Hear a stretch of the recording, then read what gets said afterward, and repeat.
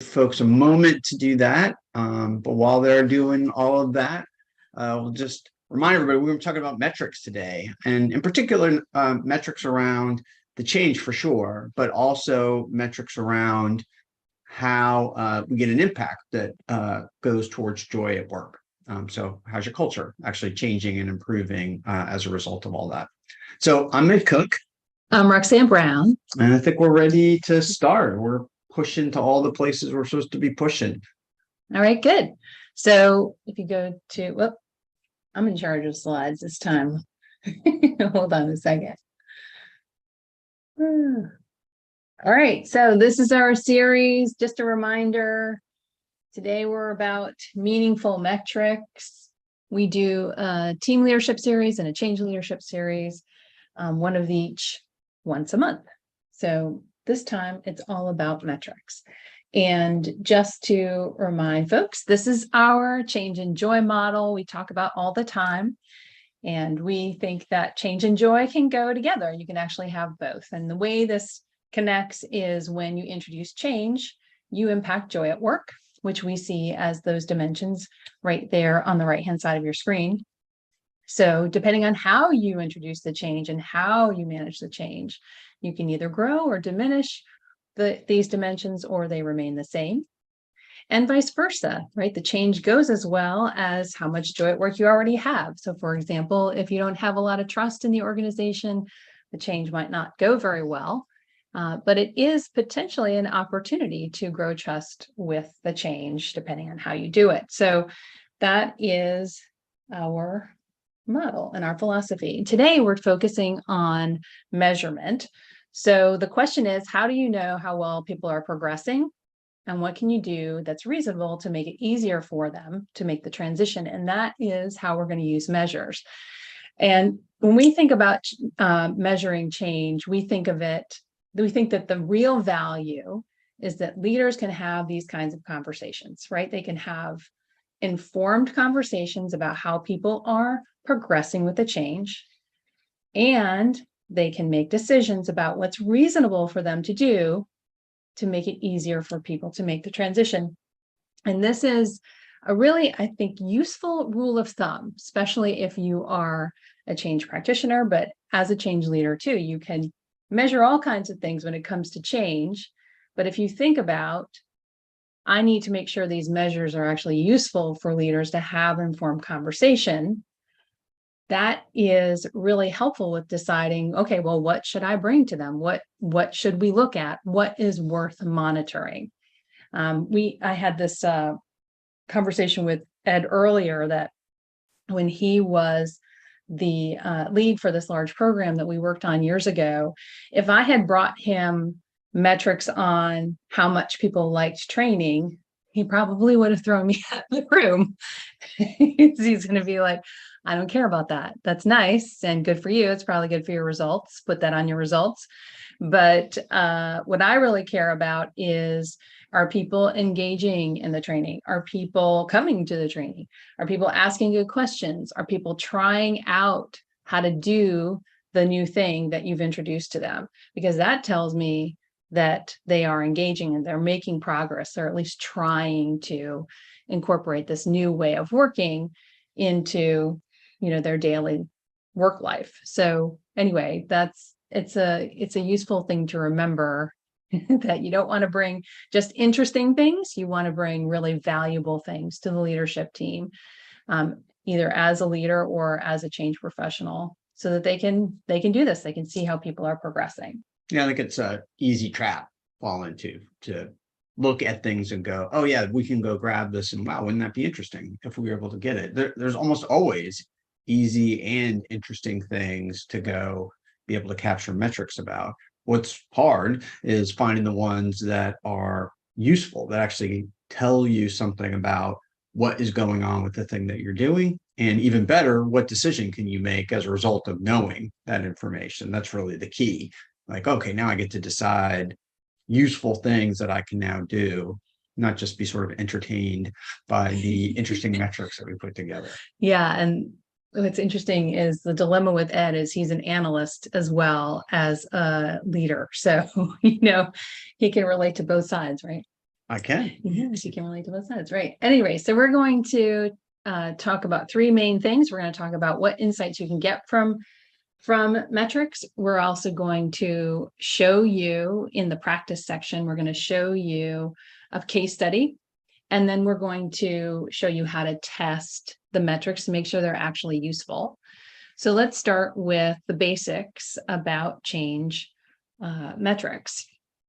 So again, we see as the biggest value in measuring change is that leaders can have these informed conversations about what's happening with their people and what they can do to help people make the transition.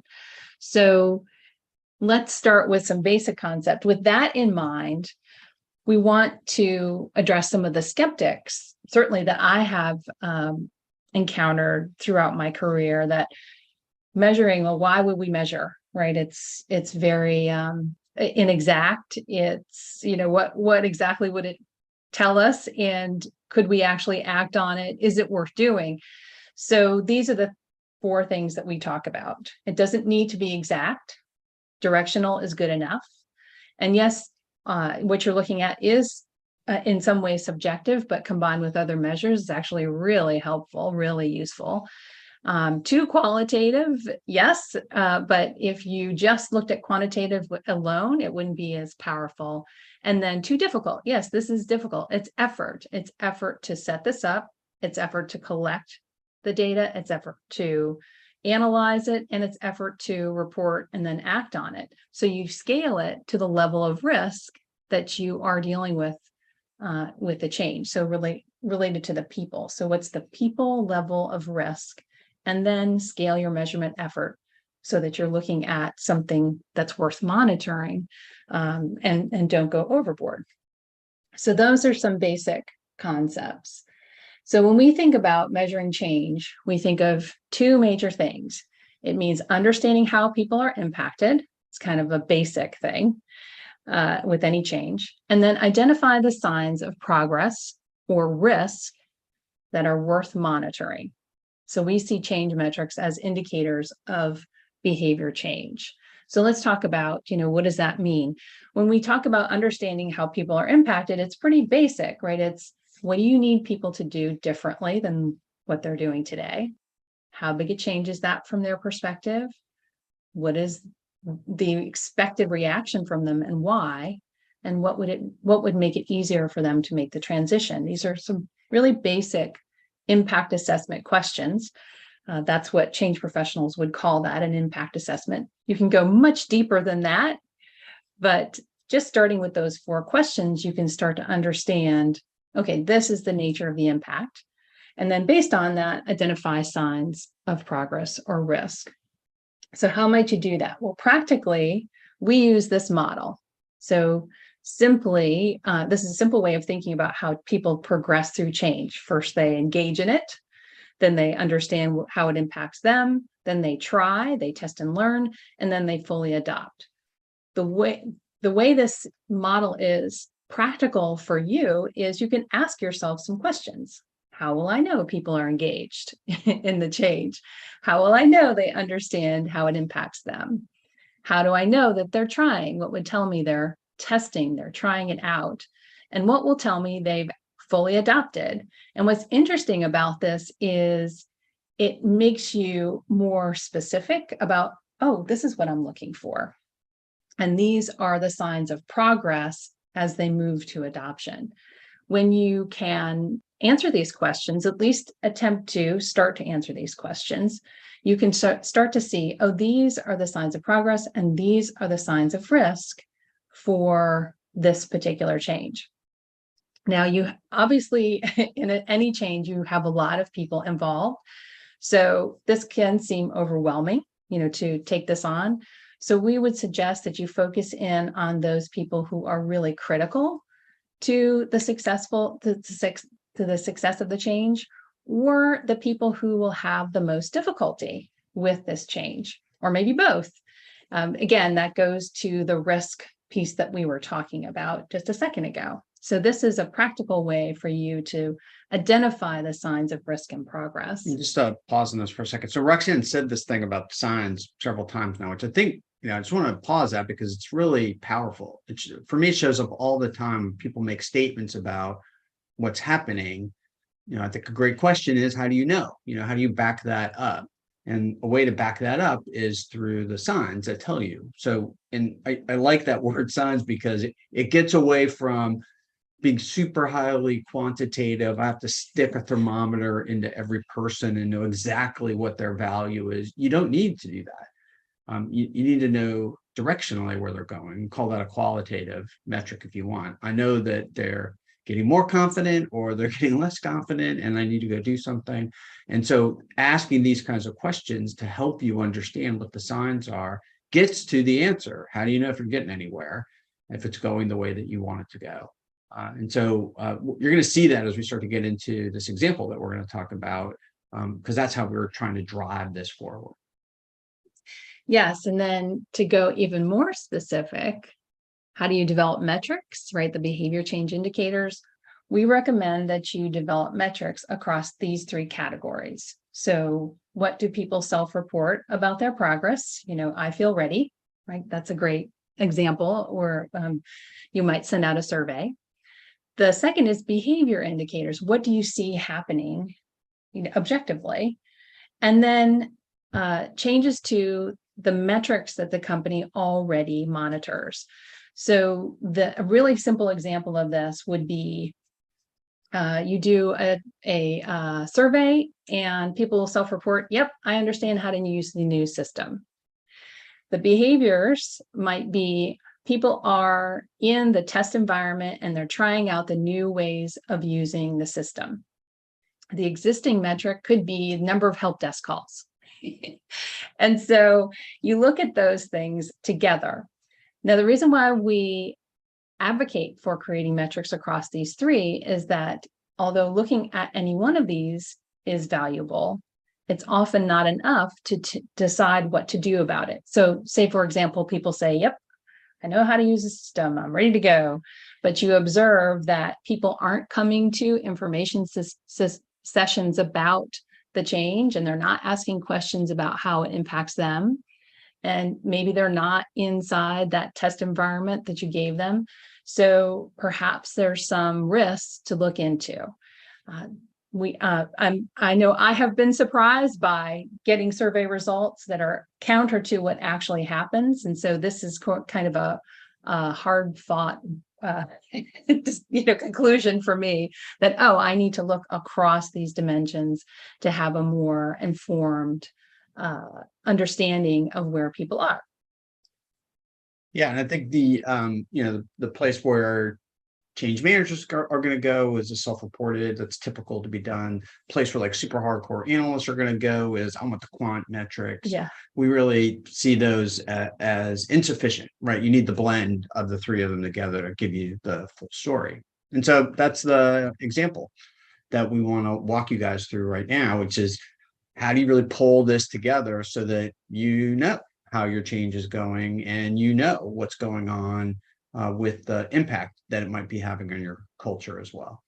So our example is a setup for a community of practice within a software development company. And more specifically, what it is really changing the processes of one particular group within the company and how they were going to do their job in the future. And so it's a community practice, yes, but that could sound a bit passive. They're really trying to drive a different way of doing their work. And so it has specific components of things that they're going to go do differently, but also an important cultural element in here too. They've gotten survey feedback about how people weren't fully happy with how the job was perceived in the company. And so much of what they wanted to do is to change that, change the culture for that particular group, increase their joy at work as a result of doing their job. So here's some examples of the kinds of things that we put together. So at that self-reported level, we did do survey questions, which you would typically do, right? And so we might look at something here and ask a question that's similar to this. We masked, obviously, some of the data about the company because we don't want to talk about that. What's more important is the metrics themselves. So I understand how the community practice supports a best in class discipline at our company. And you might do the top 2 box thing, strongly agree, grab those and look for a particular percentage by a particular date. We actually block these out across several dates. And so let's say in the first quarter, you get, yay, 60%, and you might feel good about that. And then the second quarter, you get 30%. Now it's come down. You're like, whoa, there's a problem, or you might perceive a problem. What we would say is you don't know. You don't have enough information yet to really know that, because you don't know what's happened yet. You don't know if something went wrong, or if people just got more informed about what this thing really means and are like, oh, wait, I'm not sure I really understand this yet. So it should get you curious and start wondering about what else is going on. So if we now move on to observations, so you might talk with managers, or maybe you set up a stakeholder team that's going to help you, a whole stakeholder network that's out there. And what we would do is we would have people both think in terms of what you see going on, this is the stuff on the left, as well as what kinds of questions you hear. And you see some of those on the right, and kind of listen for what's happening with that stuff and get observations. And this could be pretty light stuff, right? This could be literally getting a group of people together every once in a while for a meeting, just asking them, hey, what are you guys observing about what's going on? What are you hearing? What kind of questions are they asking? What do you see people doing? That sort of thing. And you might go for specific ones and have them set up, like our example here. Are people sharing the community of practice resources with each other on Slack or Teams or whatever the company uses? And you might actually have a particular metric. We want a certain percentage of the people doing it, a certain percentage of those resources being shared by a particular date. And that tells us that, yeah, they are actually doing it. They're starting to use this. It might be possible to measure that quantitatively. My guess is that would come down as unbelievably heavy-handed by the people that are using it. They would not like to find out that you're tracking every single time that they're doing it. So getting an observation from the manager or stakeholder group would be much better, right? And just as effective, because you could get a good qualitative measure. Are they doing it more or less? What's your guess? I don't know, about half. Fine. That's all you really need. If it's 50% or 42%, you're probably not going to make a different decision. So why put all the energy into getting super quantitative about it when you can get just exactly really what you need just by asking people some simple questions? And then in addition to that, as we go to number 3, we can look at specific existing metrics that might be there. So on the left-hand side, the left graph you see, you might be tracking across the different quarters amount of people that are into the portal and how are they engaging, people that are actually using the processes. One of the things this company wanted was, are there subject matter experts actually doing presentations about this stuff and talking to each other? How many of the products they have are covered by this new process? And you could track these kinds of things because they're doing that already. They have mechanisms in place. We weren't making new ones up here. They've already got mechanisms for these things. And again, you could look at what's going on. And you could see from Q1 to Q2, portal engagement went up from 40% to 80%. But the SME presentations went down a little bit, and the others are pretty flat. So yeah, good, portal engagement's up, but the others aren't moving, or at least aren't moving yet. So that might tell you something, and link back to the first group of metrics we saw where people said that they understood less, or less of them understood as we went to Q2. So that might tell you something. They also wanted to see metrics, or have metrics, and want to see them improve around recruiting and attrition. And so you could see those in the middle, and you actually see we got a spike up and then a reduction of attrition in Q1 and Q2. So that might start to tell you something. They also have metrics around what are customers actually doing as they interact both on the web and on social. And so you get an idea of things changing there, and they've improved from Q1 to Q2, although it was getting worse. So all that comes together to tell you this story about what's going on. And from there, you can make a decision about, well, how do we really want to handle all this and bring it all together? So that's what we show here, is just kind of a grouping of it all together, a very super high level summary, looking at the surveys that say, I understand, feedback that you might have gotten from focus groups. Maybe you're asking candidates, hey, how do you rank us in terms of the valuableness or attractiveness of us as a company for you to go to for this function. You do an anonymous survey to collect that kind of data. You ask people, what do they observe? What are the managers seeing? What are questions are they getting about tools? What do the interviewees actually say about the role? Like, I'm coming to you because I've heard on the street you guys are great. Like, okay, well, that tells you something. The word's getting out. That was one of the things that this company wanted to have happen. And then get to those existing metrics, and you pull all that together to get over to the right, which is actionable insights. And then we would offer up these 5 questions as consistent things for you to think about in regular meetings and ask yourself and ask the team. So what changes in the existing metrics and self-reporting channels are notable? The notable part's important. Lots of changes will be going on. Not all of them are going to be notable. What behavior or changes might you be noticing? What behaviors are you noticing? And then does anything stand out as a theme?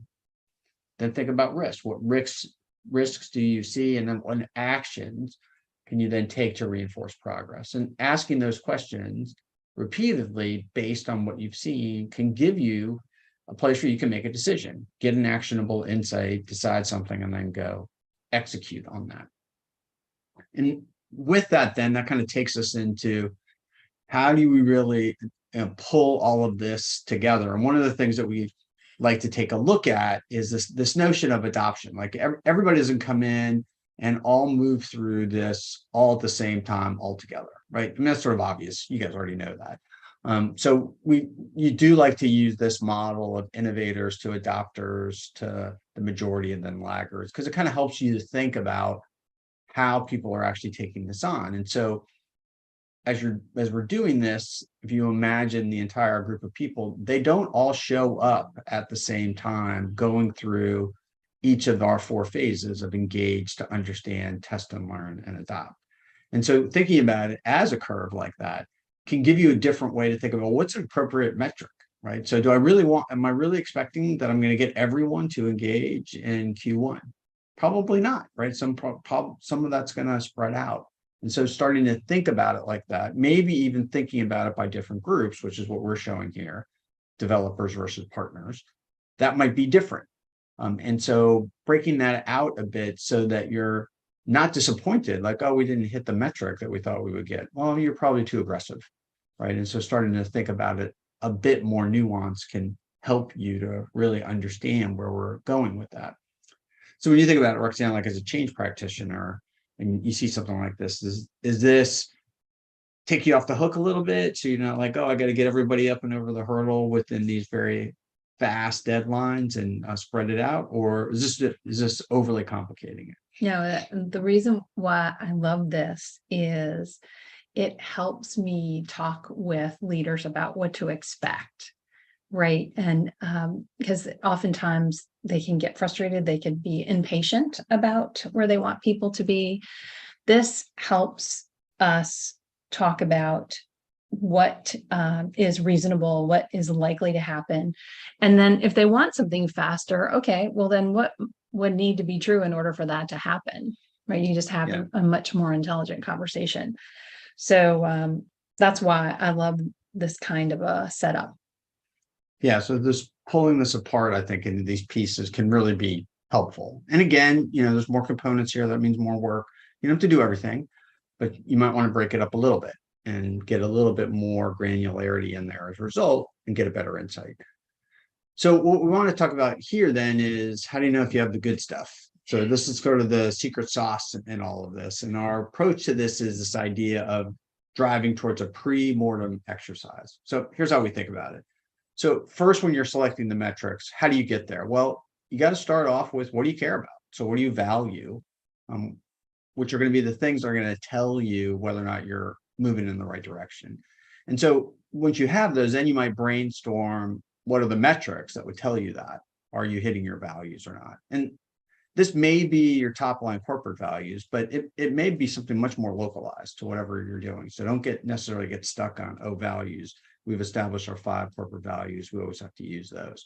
I'm thinking about this in the broadest term possible. Think about, what do you care about? Once you brainstorm those metrics, you probably need to narrow them down, because almost for sure you come up with more than you need. One of the ways to think about it is, does the metric actually tell you something unique? Because you may have 3 or 4 that really tell you the same thing. Great, just pick one. You don't need all of them.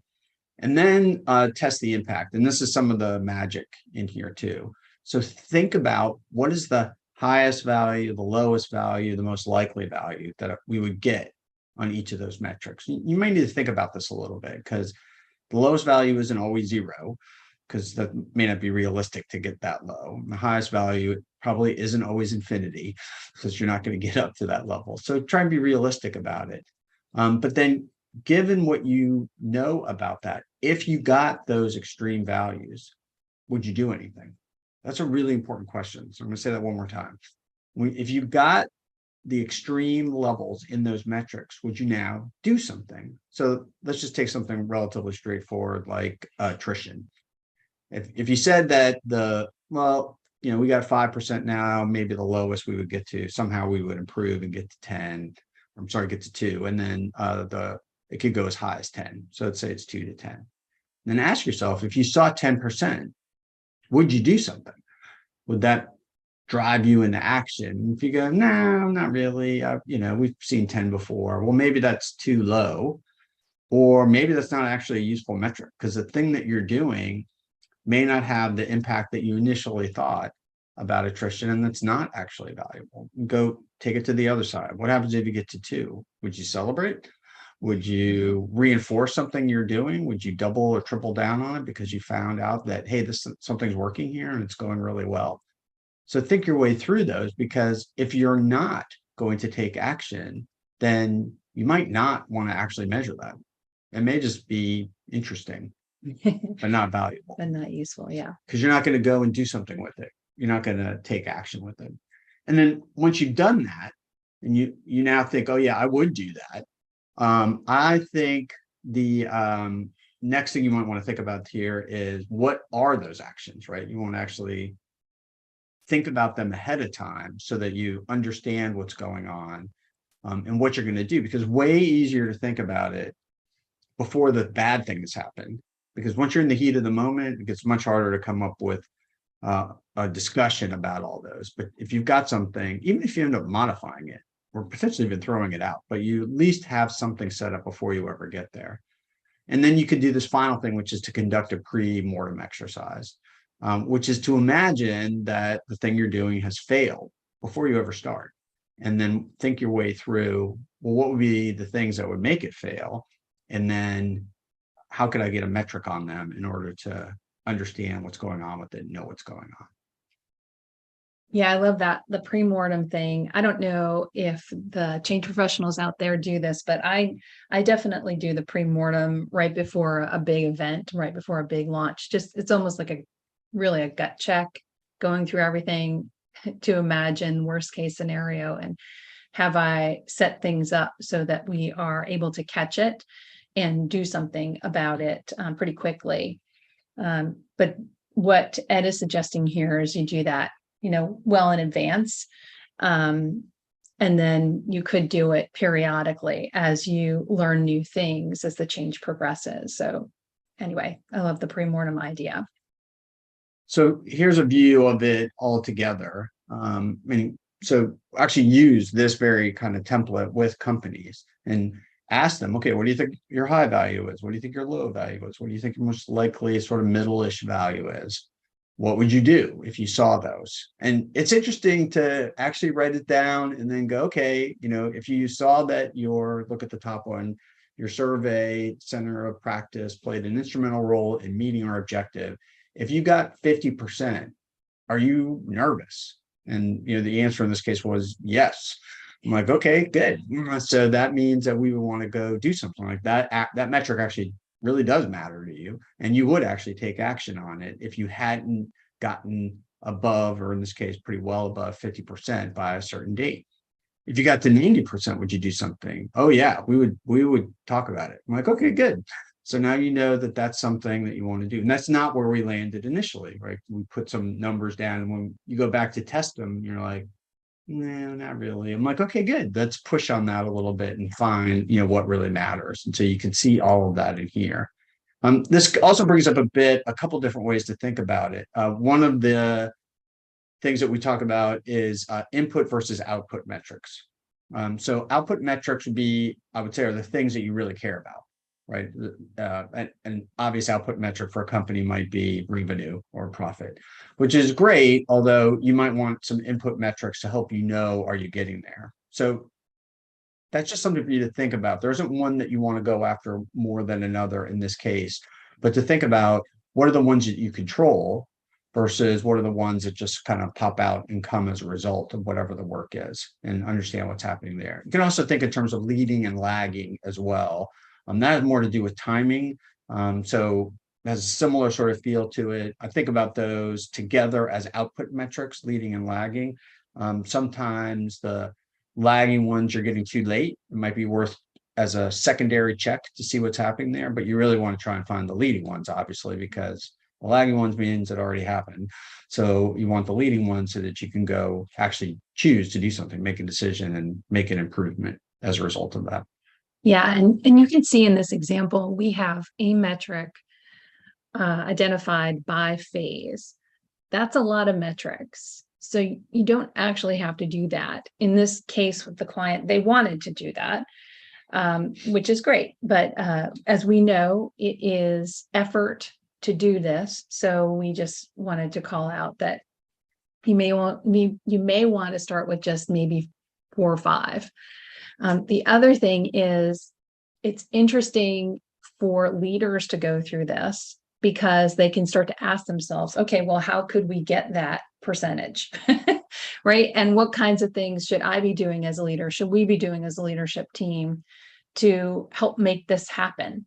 Yeah. Right? They start to see their role in it. Also have used this with project teams, right? Involve them in identifying metrics, because then they start to see their role in it, and they start to see how they can flag things that they are seeing in the environment to the leadership team or the change team as indicators. Hey, we're seeing this. Hey, we're seeing that, whether it's a risk or some sort of progress indicator. So you can use this in a lot of constructive ways to bring your group together, to your various stakeholders together to lead. So the last part in here is really just this kind of tension that, well, we want to point out too, right? So on one side, you got the goals of the initiative, right? And if you don't have goals, then you're in trouble trying to measure anything. So it's sort of obvious to say, but you want to be able to have the measurement go against the goals. But the two things that are kind of in opposition to that are going to be your ability to actually measure those, right? So you might have these relatively squishy goals that you're like, I don't really know how to wrap a measure around that. And that happens frequently. I'm sure you guys have bumped into that sort of thing. So you want to use this as a way to kind of walk your way through thinking about what some of these metrics are to help you to hone in on things that get away from something that might be too ambiguous to really wrap your head around. And so it could be some sub elements to whatever the goal is that you're trying to drive. The other thing you do also want to pay attention to is the world around you, and stuff changes a lot, obviously, because we're living through quite a bit of it right now. But, just something easy. You're doing your big project and all of a sudden the company goes through a merger. Well, stuff has changed, right? The goals that you set out may not be achievable just because the merger itself is going to change things around you so much that you can't get to some of those things, or resources are pulled away, or all kinds of other things can happen. And so you want to think about resetting what your metrics are going to be against those goals. And I'm sure you'll hear people say, oh, you can't do that. But in opposition to that, we would say, well, if you don't do that, then what you're really trying to measure is how good are you at predicting the future? Because you're trying to predict not only what's going to happen with the effort that you're doing, but what are all the possible changes are around you if you're going to remain blind to them. And that seems like a mistake. And so thinking your way through, is this a time for us to rethink these and renegotiate what success looks like for the program may be very smart. Right. And again, remembering that the idea in measuring is that you can have an informed conversation. The idea in measuring is not to be right. Right. That's great. But what you're trying to do is have an informed conversation about what's really happening. And then what could you do to help people make the transition? So just kind of going through this. So without metrics, you won't know if you're getting anywhere. You can kind of do a gut check. You know, you've certainly done change programs or change efforts without having metrics, I'm sure, but it's hard to really know if you're getting anywhere. It's hard to make real traction, especially seeing risk in advance and seeing risk more clearly. Taking a multi-layered approach, we find, is much more insightful, much more useful to decide what to do. And then testing your metrics are a way of understanding whether or not these are the right metrics to even look at. Are these the right ones to monitor? So what does it mean to measure change? Understand how people are impacted and identify the signs of risks that are worth monitoring. So we see change metrics as indicators of behavior change. And as we always say, every change is an opportunity to grow. Joy at work. So we just want to remind you of that little happy idea. And our joy at work model, our change and joy model, we believe you can have both. And we believe these two go together. So that's what we wanted to share with you this time. Next time, we will be talking about the 4 conversations of a leader. We'll go through those in much more detail. We get a lot of questions about this. And the thing that we have available to you related to this, you may have seen, is the calculating a change ROI. This is something that people really like. They find really useful. It's an equation that steps you through the equation. We have it as a DIY guide. The cost of $2 is $2, but we donate that to charity. So we appreciate folks who do actually make that donation. And that's what we wanted to share. Maybe I'll go back to that in case you want to go back to the QR code. So that's what we wanted to share today, and we really appreciate it. We do have a blog post out there that's related to this. It's brand new, so you can see that on our website. And if you have any questions, we're happy to see it. Yeah. Any So questions? you guys want to put stuff in the chat, or those of you that are on Zoom may realize you're on Zoom. You're not on the webinar Zoom version, so you can just come mute if you want and ask, and we'd love to hear what you're thinking. All right, well, we'll let everyone go and go finish your lunch or off to your next thing. And thank you so much, all of you, for taking some time to hang out with us. It's good to see some familiar faces. Oh, wait, I think Danny is asking a question.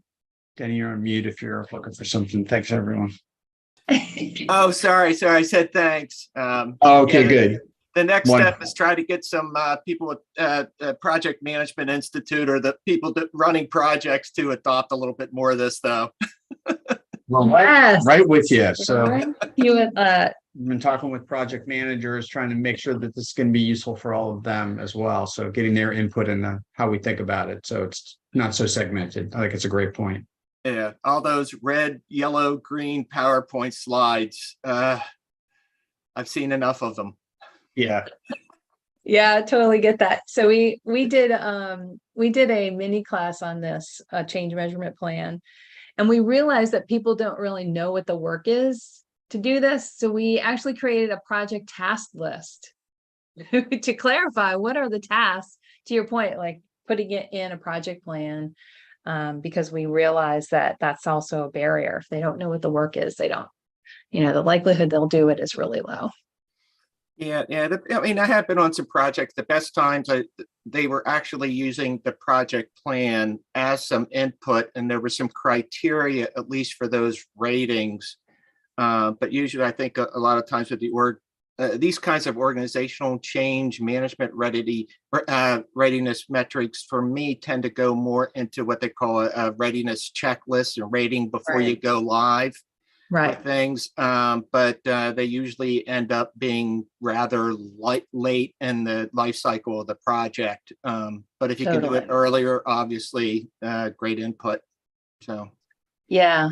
We also recognize that there's a problem engaging leaders in this, right? So, how do you make sure that they would actually pay attention to this? So that's the other thing is we created this little guide for how to engage them, because otherwise, again, if you can't get it in front of them, or if you get it in front of them and they just like are glazed over, it's not doing anything. Yeah, what you just said, Roxanne, matches Nicole's Oh. comment in here. So Nicole says, yeah, people start off going way overboard. And that would be one of the first things where I would say no. Do it. Somebody put something in front of me and it's got 25 metrics in it. I'm like, yeah, we're not doing that. We're not gonna spend time on that. It's gonna take way more energy to go do all that than the value we'll likely get out of it. And probably we're gonna make a bunch of people angry along the way because we'll have asked them too many questions or asked them for all this data that we then aren't going to use.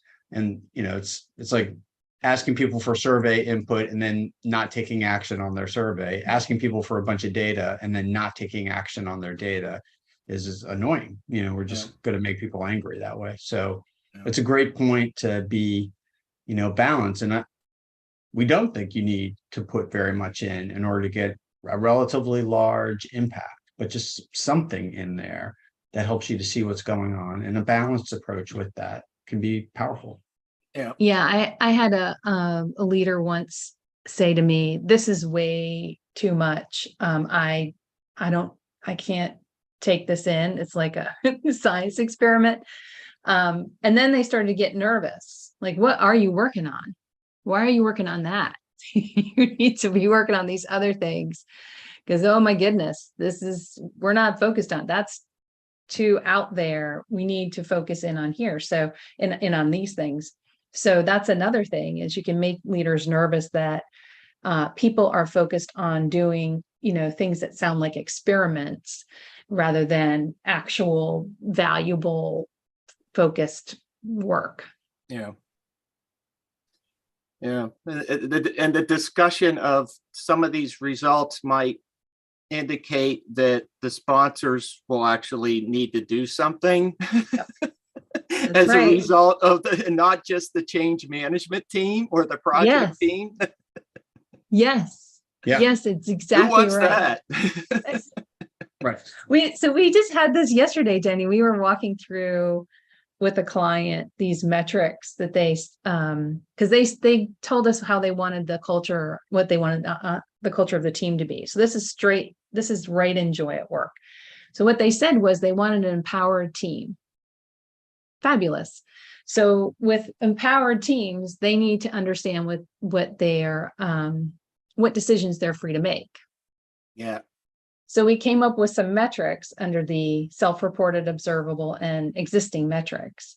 And the value for these leaders is they would be involved in less decision-making, and the quality of decisions would be higher that they would be involved in. So we came up with these questions that you might ask a person to say, for example, I understand and empowered to make the decisions related to my role. A question to that effect. Mm-hmm. And we presented it. The leader was like, wow, yeah, I want that.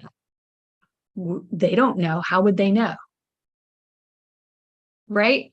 So it was like this, it was a way for us to get at the situation, as opposed to saying, leader, your people don't know.